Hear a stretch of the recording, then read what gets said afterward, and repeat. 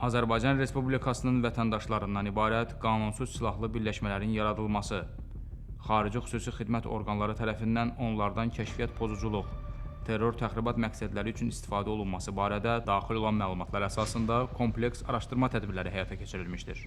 Görülmüş müvafiq tədbirlərlə Azərbaycan Respublikasının hüdudlarından kənarda qanunsuz silahlı birləşmənin fəaliyyətinin təşkili, həmin birləşmənin tərkibində xarici dövlətin rəsmi şəxslərinin güdülməsi və digər cinayət əməllərinin törədilməsinə cəlb edilmiş, özlərini kriminal aləmin nümayəndələri hesab edən Azərbaycan Respublikasının vətəndaşları müəyyənləşdirilərək ifşa olunmuşlar. Qeyd olunan cinayət əməllərinin törədilməsində şübhəli bilinən 1995-ci il təvəllüdlü Məmmədov Amid Saməddin oğlunun xarici ölkə ərazisində gizləndiyi yer müəyyən edildikdən sonra o, keçirilmiş əməliyyat axtarış tədbirləri nəticəsində saxlanılmış, Azərbaycan Respublikasına gətirilərək istintaqa cəlb edilmişdir. Eləcə də bu cinayətlərin törədilməsində şübhəli bilinən 1997-ci il təvəllüdlü Səfərov Nurlan İlhamoğlu və 1983-cü il təvəllüdlü İsrafilov Edik Nəbioğlu saxlanılaraq cinayət məsuliyyətinə cəlb olunmuşlar.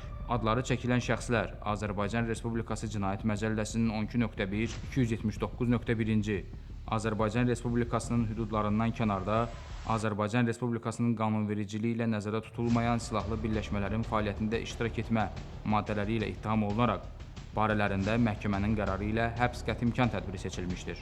Davam edən tədbirlər və cinayət məsuliyyətinə cəlb edilmiş digər şəxslər barədə ictimaiyyətə əlavə məlumat təqdim ediləcəkdir.